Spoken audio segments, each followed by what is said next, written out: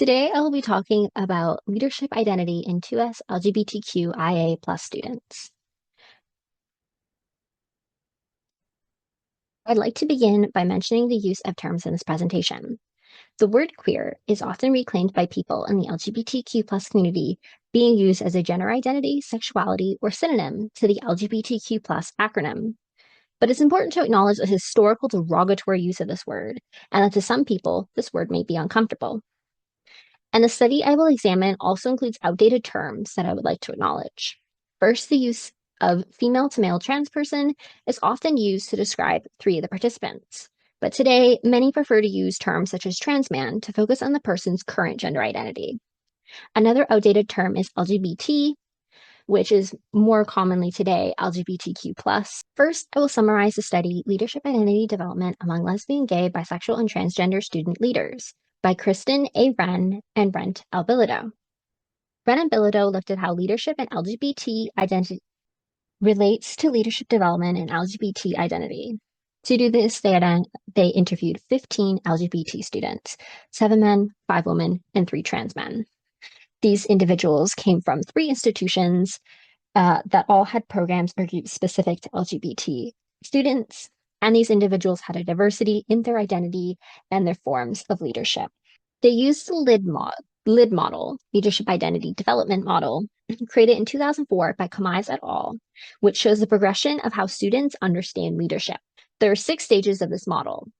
Stages 1 through 3 progress through understanding leadership, exploring involvement as a follower, and seeing oneself as holding a leadership position. Stage 4 builds on the idea of leadership coming from everywhere and not just being from a formal leader.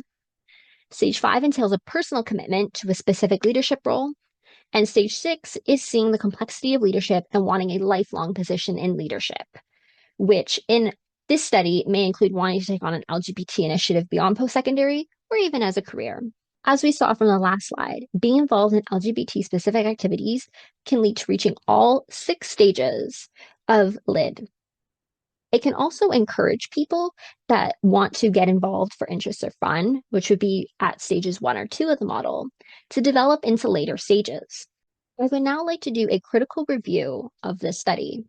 Argued that despite the clear structure and arguments for LGBT initiatives supporting LID of the article Leadership Identity Development Among Lesbian, Gay, Bisexual, and Transgender Student Leaders, gaps in participants' identities and included findings harm the overall argument as well as its implications. First, the article uses a clear structure that includes clear arguments for the LGBT initiatives supporting LID. The structure follows similar to the IMRAD format.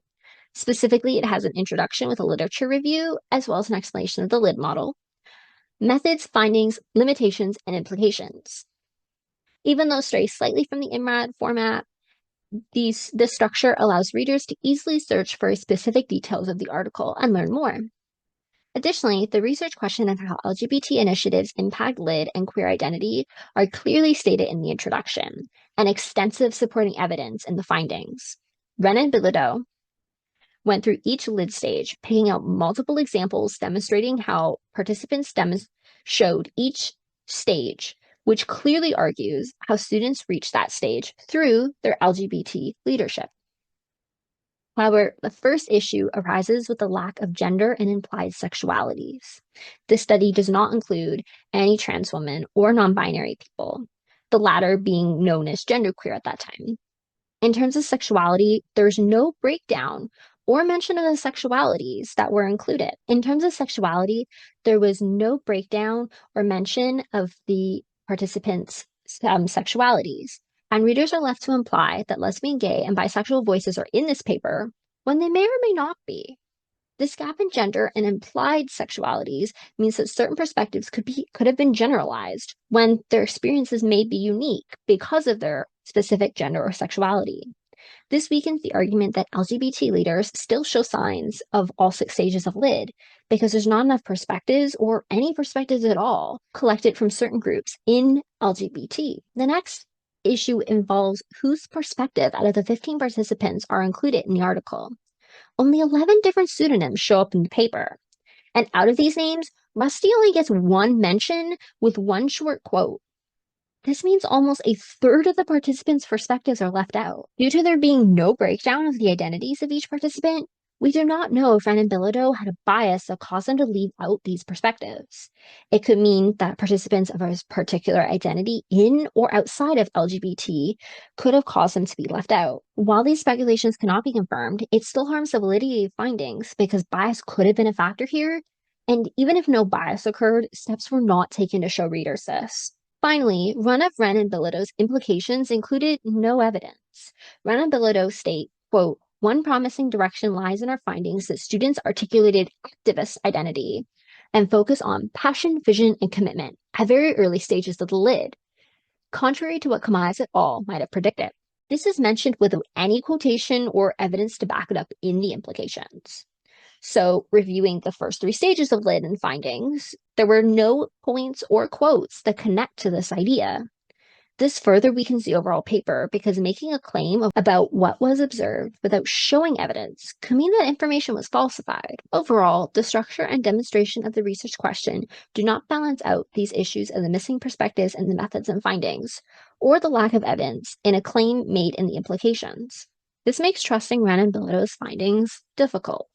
I want to now reflect on identity development of 2S LGBTQIA+ students. First, how is identity development in LGBTQ+ students impacted by intersectionality, the presence of multiple intersecting identities?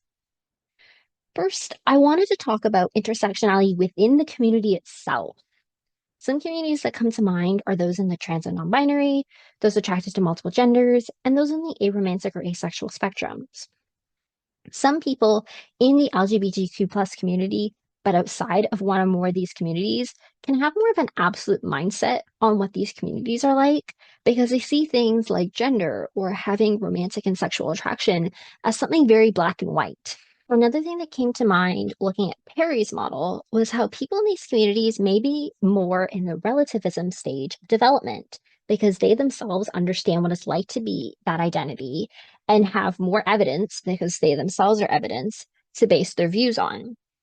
This is especially true for identities like non-binary, asexual, or aromantic, because those three communities are often left out of most media, and thus people outside of these communities may not have the media or knowledge and evidence and supporting arguments to base their views off of.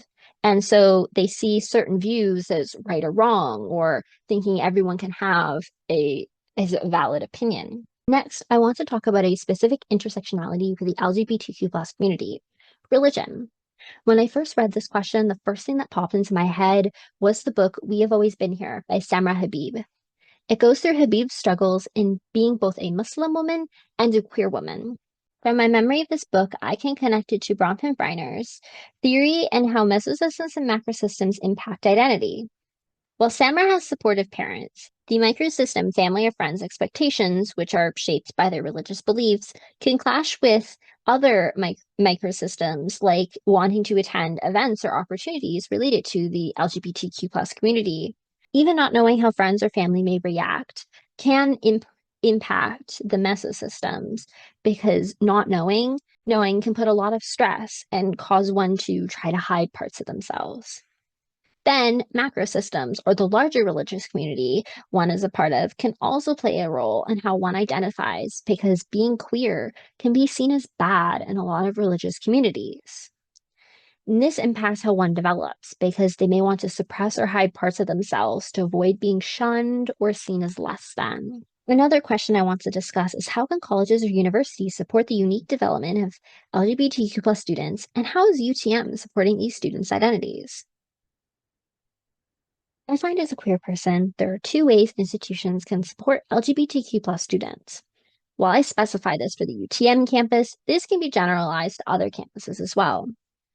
The first thing is trying to educate or in some way deal with the amounts of anti-LGBTQ+ hate. I'm very lucky that I've not encountered this, but I know people at UTM that are closeted specifically because they do not feel safe to come out. How can we do this? I honestly don't know, because at the end of the day, some people are very committed to their opinions, and LGBTQ+ people shouldn't have to put themselves in dangerous situations or make them or feel uncomfortable by calling out this behavior. The second point I make is that there's not really any LGBTQ+ groups.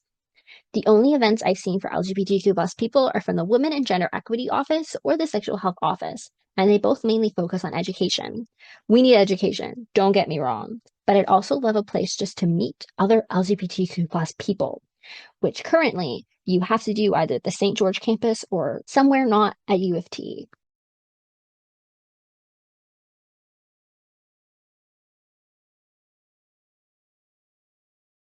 I wanted to see the thoughts on other students at UTM, so I wasn't generalizing. So I asked four queer people their thoughts.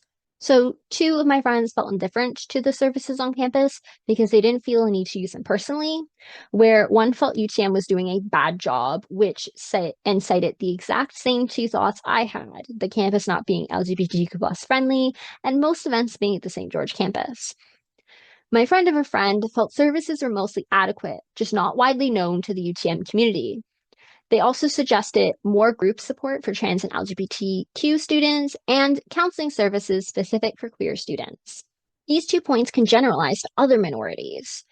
Two ways that UTM or colleges and universities can support development in a minority are by dealing with the hate comments towards the community and ensuring there's a fun space for people of that minority to find community.